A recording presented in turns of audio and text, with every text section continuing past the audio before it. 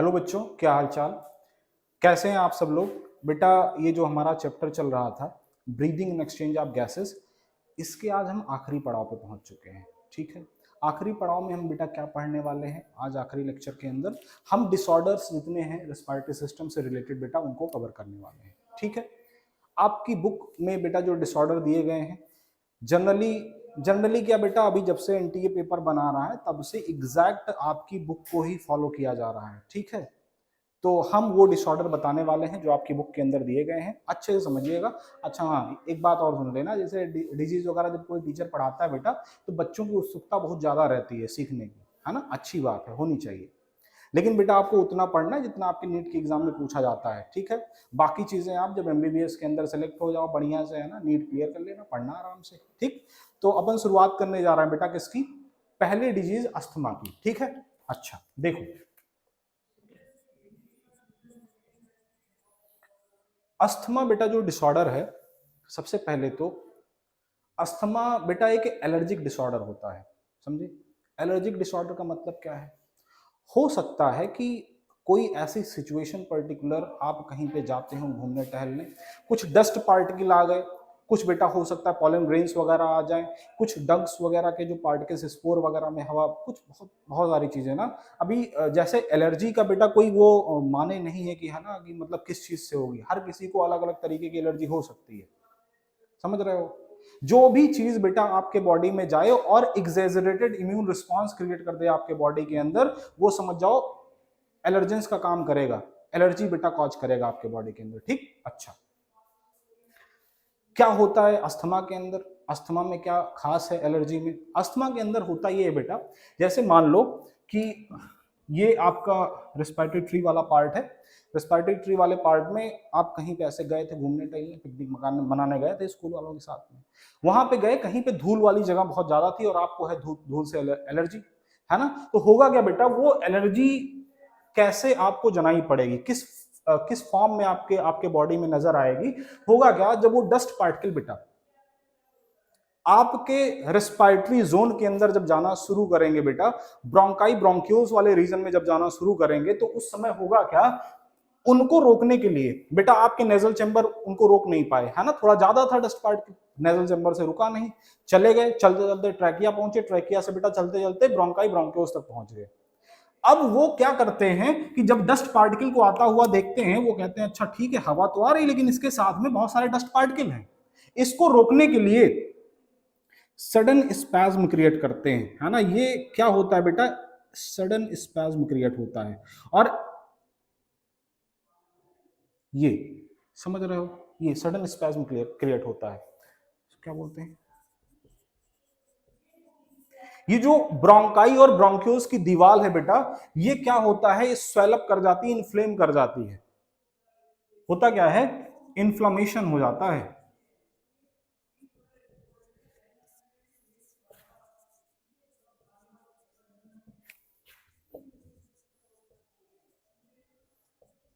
Bronchi और bronchioles के अंदर बेटा क्या हो जाता है, इन्फ्लेमेशन हो जाता है।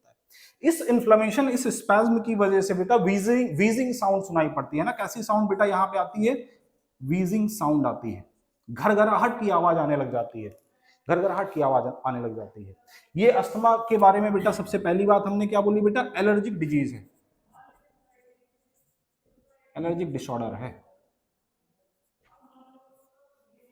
एग्जेजरेटेड रिस्पॉन्स शो कर रहा है।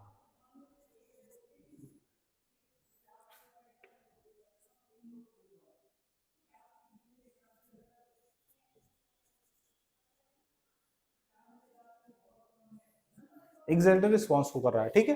अच्छा, ये साउंड कैसी आती होगी, तो साउंड ना जैसे कभी कभी बेटा हमारे घरों में कभी, है ना, दादी वगैरह को कभी, है ना, कभी आपने देखा होगा कि वो सोते टाइम या, है ना, कभी कभी ऐसे टाइम पे, है ना, कि एकदम से ये वाली आवाज ऐसे ऐसे आने लग जाए अचानक से, वो सांस ले रहे हैं लेकिन सांस के साथ में ये विजलिंग साउंड सुनाई पड़ने लग जाए। विजलिंग साउंड ये जो अभी मैं आप गले से निकालने की कोशिश कर रहा था बेटा, लगभग लगभग ऐसी ही होती है। अब यहाँ पे डॉक्टर के पास जब आप जाते हैं तो बेटा वो इनहेलर वगैरह देता है कई बार, है ना, वो जो जो गले के अंदर है ना बेटा ऐसे ऐसे है ना, पंप पंप इनहेलर कह रहा हूँ, पंप देता है बेटा ना, पंप वो जब आप है ना पुश करते हो है ना, थोड़ा बहुत इनहेलर पंप से जब थोड़ा बहुत दवा आप डालते हो बेटा है ना, गर्दन से जब वो निकलते हुए आपके ट्रैकिया और ब्रोंकाई वाले रीजन में जब जाती है तो आपको थोड़ा रिलीफ महसूस होता है। क्यों होता है? वो जो पंप के अंदर पड़ा था बेटा वो ब्रोंकोडाइलेटर था। क्या था? ब्रोंकोडाइलेटर।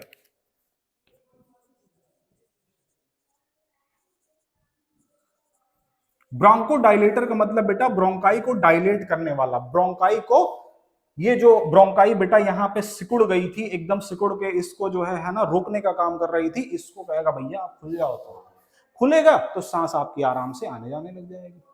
ठीक।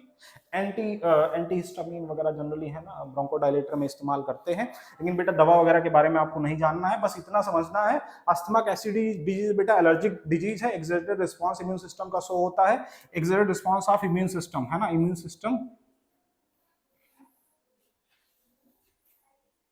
हमारा ऐसा रिस्पांस शो करता है कि हो सकता है इतना खतरनाक हो भी ना, लेकिन फिर भी जब हमारा इम्यून सिस्टम बहुत एक्स्ट्रा एफर्ट डालने लग जाए किसी ऐसी चीज के ऊपर कि भैया ठीक है हम नहीं इसको बाहर निकाल करेंगे, तो कुछ लोग आपकी जिंदगी में एलर्जेंस टाइप होते हैं है ना, रिश्तेदार कुछ हो सकते हैं, घर परिवार वाले कुछ हो सकते हैं, कुछ यार दोस्त हो सकते हैं जिनको देख के आपके दिमाग में एकदम से खलबली मच जाती है, यार कि क्यों दिख गया सुबह सुबह शकल इसकी दिख गई। अब ऐसा ऐसा लगता है कि कभी कहते हो अरे यार ये क्यों दिख गए, एकदम से एकदम बेकार, आज पूरा दिन बेकार हो जाएगा।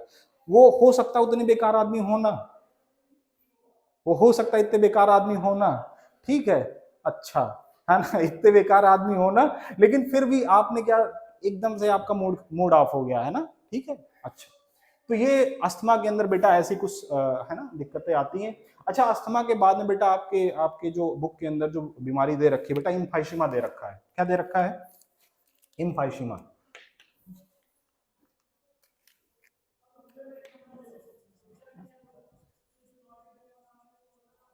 इम्फाइसीमा, इम्फाइसीमा के अंदर बेटा जनरली आप ये देखते हो कि इम्फाइसीमा उन लोगों के अंदर दिखाई पड़ती है, किन लोगों के अंदर बेटा? उन लोगों के अंदर दिखाई पड़ती है इम्फाइसीमा जो जनरली सिगरेट स्मोकिंग वगैरह में इन्वॉल्व होते हैं। किस किस में बेटा? सिगरेट स्मोकिंग में इन्वॉल्व होते हैं। अच्छा सर हम तो पीते नहीं, हमें भी ऐसा लग रहा है कि इम्फाइसीमा हुआ, इम्फाइसीमा टाइप कुछ हुआ है। अच्छा बेटा, जो दो तरीके के स्मोकर्स होते हैं आप जानते होंगे, जैसे कुछ लोग ना ऐसे लिए पैसा वैसा खर्चा के एकदम बढ़िया से है ना पी रहे हैं बढ़िया से और छल्ले बना रहे हैं, छल्ले को जो देख रहा है उसको भी दिक्कत है ना, ये तुम सामने बैठे हो और वो छल्ले बना बना के तुमको दिखा रहे हैं, हाँ हाँ भैया एक बार और मजा आ रहा है, छल्ला बहुत सही बन रहा है, इस बार थोड़ा बढ़िया नहीं बना था, इस बार एक बार और ट्राई करें आप। तो वो छल्ला जिनसे बनवा रहे हो बेटा उनके अंदर तो धुआं जा ही रहा है, क्योंकि आप भी उसी इन्वायरमेंट में प्रेजेंट हो, तो आपको भी वो धुआं नुकसान करेगा क्योंकि आपके लंग्स में भी जा रहा होगा। इससे होता क्या है ना बेटा? तो इम्फाइसीमा में आप सबसे पहले तो ये जान ले बेटा, generally caused by smoking, cigarette smoking है ना।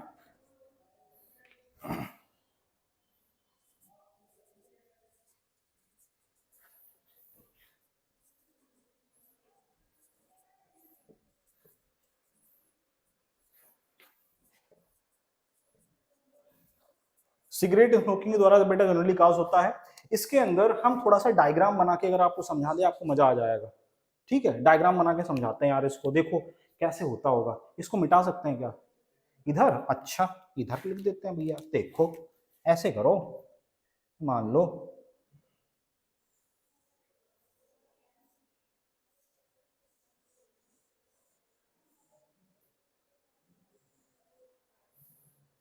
ये मान लो बेटा हमने पूरा पूरा एल्वेलर सैक दिखाने की कोशिश करी है, एल्वेलाई यहाँ पे दिखाने की कोशिश करी है।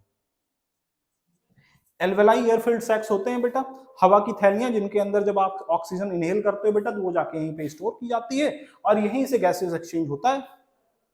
जो डीऑक्सीजनेटेड ब्लड है उसका CO2 इसके अंदर और ऑक्सीजन ऑक्सीजन जो इसकी है बेटा आपके ब्लड के अंदर।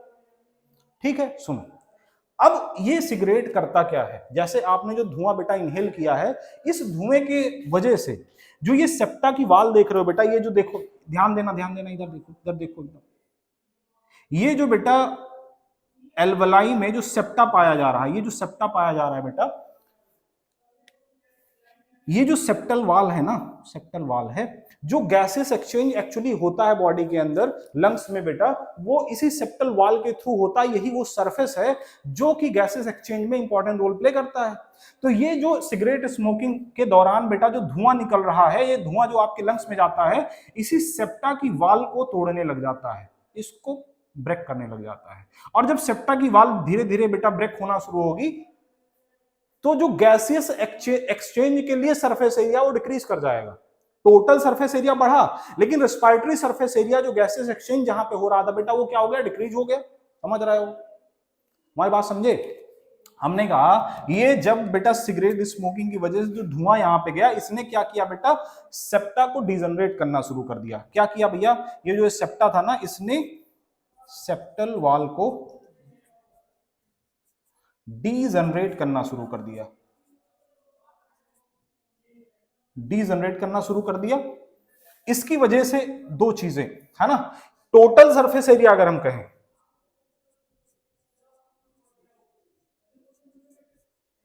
तो इंक्रीज कर गया है ना, टोटल सरफेस एरिया बेटा तो इंक्रीज कर गया।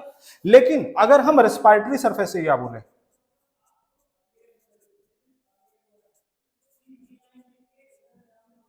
रेस्पिरेटरी सरफेस एरिया, मेरा कहने का मतलब ये है बेटा, इससे मेरा आशय सीधा सीधा ये है, इससे मेरा सीधा सीधा आशय ये है रेस्पिरेटरी सरफेस एरिया से, वो वाला एरिया जो कि जहां पे गैसेस एक्सचेंज एक्चुअली हो रहा है, वो क्या हो गया, डिक्रीज हो गया। और अगर रेस्पिरेटरी सरफेस एरिया डिक्रीज कर गया, तो जितना गैसेस आपके बेटा बॉडी के अंदर जानी चाहिए उतना नहीं जाएंगी, उससे कुछ कम जाएंगी। ठीक है, समझ रहे हो, यस, उससे कम जाएंगे। ठीक, तो इम्फाइस्मा के दौरान बेटा अगर इम्फाइस्मा किसी को हो गया है, तो बॉडी के अंदर बेटा उसका मेटाबॉलिज्म डिस्टर्ब होगा। क्यों होगा, वो थोड़ा एक्टिव कम रहेगा। क्यों ऐसा है, क्योंकि ऑक्सीजन जितनी मिलनी चाहिए बेटा उतनी नहीं मिलेगी। समझ रहे हो, आपके बॉडी को जितनी मिलनी चाहिए उतनी नहीं मिलेगी। क्यों नहीं मिलेगी, क्योंकि सेप्टा की वाल डिजनरेट करना शुरू कर गई हैं। समझ रहे हो, तो ये दो बीमारियां आपके सामने, एक तो अस्थमा, दूसरा इम्फाइसीमा। मुझे लगता है तुम लोगों के समझ में आया होगा। अच्छा, अब जो तीसरी बीमारी है बेटा उसकी बात करते हैं। देखो देखो बबुआ, बड़ा जरूरी है समझना इसको। अरे कोई नहीं यार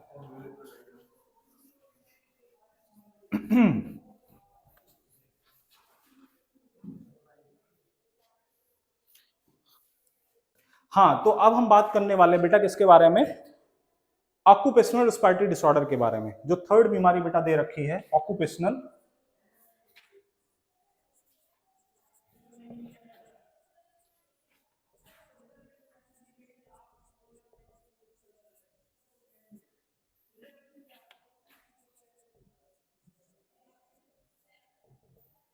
ऑक्यूपेशनल रेस्पिरेटरी डिसऑर्डर।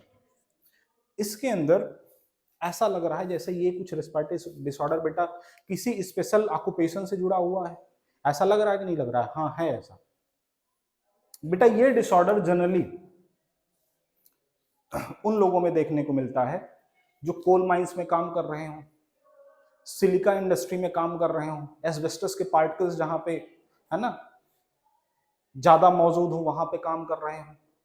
तो जनरली बेटा ऐसे लोग जो कि धूल वाली जगह पे, बहुत ज्यादा जहां पे धूल उल पाई जा रही है, छोटे छोटे पार्टिकल्स, चाहे वो बेटा है ना कोयले के पार्टिकल्स हो, चाहे सिलिका के पार्टिकल हो, चाहे एस्बेस्टस के पार्टिकल्स हो, हवा में ज्यादा है, वहां पे ये बीमारी होने के चांसेस रहते हैं। ठीक है, कहां पे बेटा ज्यादा चांसेस रहते हैं, ऐसे ऑक्यूपेशंस, ऐसे व्यवसाय जहां पे लोगों को दिन भर ऐसे इन्वायरमेंट में काम करना पड़ता है जहां पे लगातार धूल से उनका सामना हो रहा हो, जहां पे लगातार उनका सामना सिलिका के पार्टिकल्स से हो रहा हो, जहां पे एस्बेस्टस के पार्टिकल्स से हो रहा हो, मतलब ऐसे कुछ पार्टिकल्स जो लगातार लंग्स के अंदर जाके जमा हो रहे हैं। ठीक है, होता क्या होगा इसमें, जरा देखो। ऑक्यूपेशनल रेस्पिरेटरी डिसऑर्डर के अंदर बेटा कई सारी, जैसे सिलिकोसिस, एस्बेस्टोसिस है ना, ब्लैक माइंस डिजीज है ना, जैसे जो कोल माइंस वगैरह के अंदर काम करते हैं उनको बोलते हैं। इसके अंदर होता क्या होता, देखो जरा,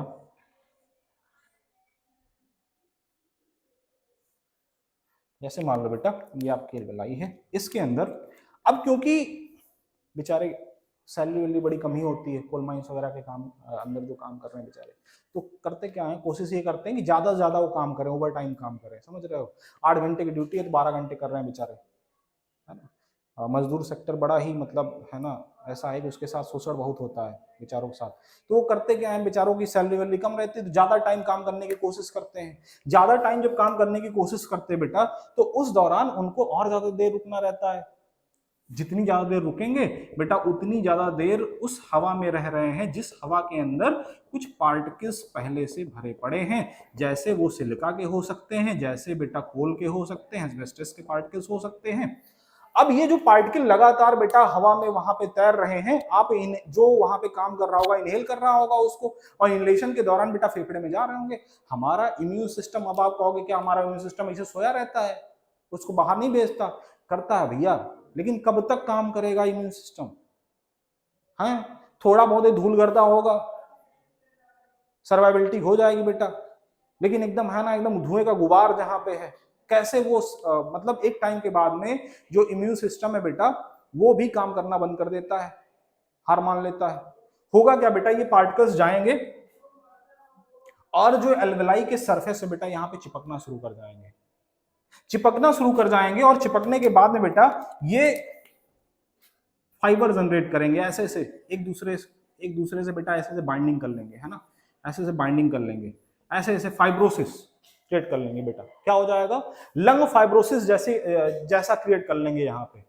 इसकी वजह से होगा क्या? इसकी वजह से होगा ये बेटा कि क्योंकि लंग्स को लगातार बेटा जो एल्वेलाई है बेटा, जब इसके अंदर जब पार्टिकल्स भरे रहेंगे, तो पहली बात, जब ऑक्सीजन जाएगा बेटा वो फिलअप नहीं हो पाएगा। अब आप जैसे एल्वेलाई को, जैसे ढेर सारा आप ऑक्सीजन, थैली है, थैली में बेटा पहले से आपने क्या कर रखा है, कुछ बालू वगैरह भर दी उसके अंदर, तो उससे क्या हुआ बेटा, उससे हुआ क्या, अच्छा उसको भी जोड़ दिया किसी चीज के साथ, है ना। ऐसा समझो कि यहाँ पे कुछ पार्टिकल थे, यहाँ पे कुछ पार्टिकल थे, फाइबर के साथ जोड़ दिया गया। जोड़ने के बाद होगा क्या बेटा, क्या ये और ज्यादा इसके अंदर जो स्ट्रेचेबिलिटी है, वो स्ट्रेचेबिलिटी रहेगी इसके अंदर? वो स्ट्रेचेबिलिटी तो नहीं रहने वाली। अगर स्ट्रेचेबिलिटी नहीं रहेगी बेटा, तो आप ये देखोगे क्या इनके अंदर हम वैल्यूम को चेंज कर पाएंगे? नहीं कर पाएंगे। तो क्या हम जितनी हवा भर सकते हैं भर पाएंगे? जितना गैसेस चेंज कर सकते हैं कर पाएंगे? नहीं कर पाएंगे। एक टाइम के बाद में बेटा ये लंग्स वगैरह हमारा बेकार होने लग जाएगा। अगर ये जो है ना लंग फाइबर, ये जो फाइबर्स यहाँ पे जनरेट हुए हैं बेटा, अगर ट्रीटमेंट सही टाइम पे नहीं शुरू किया गया तो एक टाइम के बाद होगा क्या, ये लंग फाइब्रोसिस इतनी ज्यादा बढ़ेगी कि पूरे पूरे लंग्स को डैमेज कर देगी। ठीक है, तो इससे कैसे बचा जाए? क्योंकि भैया अब रोजगार है, करना तो पड़ेगा। तो अच्छे क्वालिटी के मास्क, जो भी कंपनीज ये सब काम करवाती हैं मजदूरों से, तो उनको ये चाहिए कि अच्छे क्वालिटी के मास्क वगैरह कम से कम प्रोवाइड करवा दें बेचारों को, है ना। ठीक है, वो उनके पास तो भैया इतना ज्यादा वो पैसा होता नहीं कि बेचारे खुद से खरीद के ये सब पहन सकें। तो ये जो कंपनीज जो ये काम करवा रही मजदूरों से, उनका ये बनता है, कम से कम इतना तो बनता है कि बढ़िया क्वालिटी के मास्क वगैरह उनको प्रोवाइड करवाएं, जिससे कम से कम चांस हो फाइब्रोसिस वगैरह के। ठीक है, यस। तो ये बात हुई बेटा ऑक्यूपेशनल रेस्पिरेटरी डिसऑर्डर की। इसके अंदर आप सिलिकोसिस, अगर सिलिका की वजह से हो रही है, एस्बेस्टोसिस, एस्बेस्टस के पार्टिकल्स की वजह से हो रही है ना। कोल माइन डिजीज वगैरह बेटा बोलते हैं ना, जो कोल माइनर्स है ना, जो ब्लैक माइन डिजीज, अब कोल माइन डिजीज वगैरह है ना बोलते हैं, जो कोल माइनर्स वगैरह जहाँ पे है ना कोयले की खदान वगैरह में काम कर रहे होते हैं, समझ रहे हो ये सब बातें। अच्छा आप बेटा ये बहुत और डिजीज तो नहीं दे रखी, जब ब्रोंकाइटिस के बारे में सुनते हो तो उसके अंदर क्या होता है बेटा, ब्रोंकाइटिस के अंदर आप ये देखते हो जनरली, है ना, कि वो जो ब्रोंकाई वगैरह बेटा वो इन्फ्लेम कर जाते हैं, इन्फ्लेमेशन हो जाता है। बहुत ज्यादा स्मोकी एरिया अगर है तो स्मोकी एरिया में जाने की वजह से ना वो जब स्मोक बहुत ज्यादा है ना, जब भरने लग जाता है फेफड़े में, तो उसकी वजह से क्या होता है बेटा, उसकी वजह से होता ये है कि इन्फ्लेमेशन आ जाता है ब्रोंकाई वगैरह के अंदर। ठीक है, यॉर्निंग जमाई, जमाई लेते हो आप? हाँ, टीचर पढ़ा रहा होता है अक्सर क्लास में, तुम लोग ऐसे एकदम मुंह फैला के जमाई लेने लग जाते हो कुछ टाइम बाद, ऐसा होता है? हाँ, सर बहुत गंदा पढ़ाते हैं ना, इसलिए जमाई लेते हैं। ये देखो सामने बैठ के एकदम हम भी गंदा पढ़ा रहे हैं, है ना, इसलिए जमाई ले रहे हो। मतलब ये बेटा कि जमाई आप क्यों ले रहे हो, इसलिए ले रहे हो, हाँ जबरदस्ती खींचना शुरू करो नालायक। तो इसलिए जमाई ले रहे हो क्योंकि आपके बॉडी के अंदर CO2 का लेवल इंक्रीज कर गया है।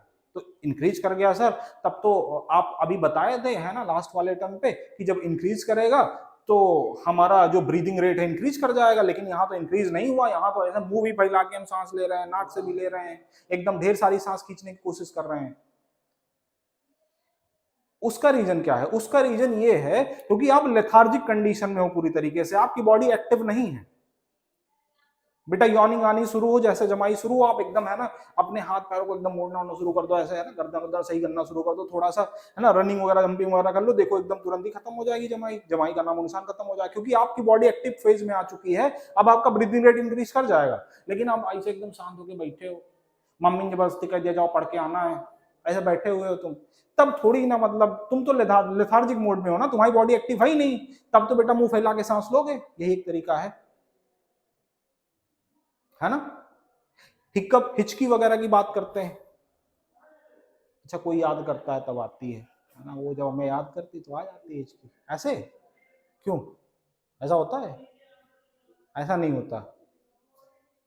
अच्छा ये भी बेटा मेडिकल एक कंडीशन है, इसका बहुत वाजिब रीजन तो अभी नहीं पता है, लेकिन हाँ ये होता है बेटा जब सडन कॉन्ट्रैक्शन हो जाता है डायफ्राम वगैरह के अंदर, वो मिर्ची वाली चीज है, लाल मिर्च वगैरह खा ली, वो जाके चिपक गया है ना इसोफेगस से जाते हुए बेटा, और इसोफेगस से जाते हुए वो डायाफ्राम से, क्योंकि इसोफेगस डायाफ्राम कनेक्टेड तो है कहीं ना कहीं, उसी के बगल से निकल रहा है वो, अब जाके डायफ्राम की वाल को अचानक से कॉन्ट्रैक्ट करवा दिया, एकदम से अचानक से हिचकी आ गई आपको। ठीक है, तो ये कुछ चीजें आपको जाननी चाहिए। बाकी बेटा इस चैप्टर में इतना ही, और हम चाहेंगे बेटा कि जो भी बच्चे रेगुलर वीडियोस वॉच कर रहे हैं, देख रहे हैं अच्छे से, है ना, वो पूरी प्लेलिस्ट फॉलो करें। जो ऊपर आई बटन है बेटा वहां पे क्लिक करके आप देख सकते हो, या नीचे डिस्क्रिप्शन के अंदर जाके लिंक पे क्लिक करके देख सकते हो, पूरी प्लेलिस्ट फॉलो करनी है। और नोट्स प्रॉपर फॉर्म करना है बेटा, है ना, नोट्स प्रॉपर फॉर्म करना है। आपको एनसीईआरटी किताब को बहुत अच्छे से फॉलो करना है, ठीक है। नोट्स, हमारे नोट्स के साथ में बेटा एनसीईआरटी बुक को जरूर फॉलो करना है। आपके पेपर में कोई बेटा आपको कुछ भी समझाए कि भैया ये पढ़ लो वो पढ़ लो, दुनिया भर की किताबें हैं, लेकिन जो आपके पेपर में पूछा जाता है बेटा वो एनसीईआरटी बुक से पूछा जाता है, इसलिए इधर उधर भटको नहीं, टीचर की बात मानना बहुत जरूरी है, समझे। और हाँ एक बात और, जो हमने बेटा लेक्चर लिए हैं ये कंप्लीट लेक्चर हैं पूरे, इसके बाद में इस चैप्टर के अंदर आप नीट का पेपर देने जाना बेटा, अगर एक भी क्वेश्चन एक्स्ट्रा आ गए तो, है ना, अभी क्या बताएं, एड्रेस अपना दे देंगे, वे पहुंच जाना तुम लोग, है ना, ठीक है, एड्रेस दे देंगे, पहुंच जाना, है ना, हमारे ऊपर केस कर देना कि ऐसे कह रहे थे, आ गया अलग से। अच्छा बहुत सारे टीचर, जैसे बेटा हमने वो रेगुलेशन या इसके पहले वो ट्रांसपोर्ट ऑफ CO2 पढ़ाया था, तो उसके अंदर हमने वो हैमबर्गर इफेक्ट वगैरह के बारे में बात नहीं करी, बोहर्स इफेक्ट वगैरह के बारे में बात नहीं करी, क्योंकि बेटा उससे क्वेश्चन नहीं आते, अब जब आते थे तो पढ़ाया जाता था, नहीं आते नहीं पढ़ा रहे हैं, समझे। क्लोराइड सिफ्ट, है ना, दुनिया भर की चीजें, क्यों, मतलब क्या मतलब है आपके सिलेबस को बढ़ाने का, ठीक है। तो बेटा आपसे ये रिक्वेस्ट है, आप प्लेलिस्ट को पूरा फॉलो करें, और कंप्लीट पूरा तरीके से, कहीं किसी टीचर से आप पढ़ रहे हो पूरा ट्रस्ट करो, ठीक है। क्वेश्चन इसके पूरे सॉल्व कर लेने हैं आपको, और कुछ टाइम में बेटा हम क्वेश्चन प्रोवाइड करवाना शुरू कर देंगे। अभी वो सिचुएशन नहीं है कि क्वेश्चन वगैरह हम दे सके बेटा, है ना, वो उसके लिए है ना कुछ डेवलप हो जाएगा, ठीक है। अभी तो अपना जो टेलीग्राम वगैरह है उसी पे है, धीरे धीरे करके वेबसाइट वगैरह बेटा जनरेट हो जाएगी, उस पर आ जाएगा क्वेश्चन, ठीक है। तो थैंक यू वेरी मच, इस वीडियो को यहीं तक रखते हैं। आप लोगों का बहुत बहुत धन्यवाद बेटा जो पूरा प्लेलिस्ट फॉलो कर रहे हैं, जो नहीं कर रहे हैं उनसे रिक्वेस्ट है कि आप पूरा फॉलो करें। Thank you.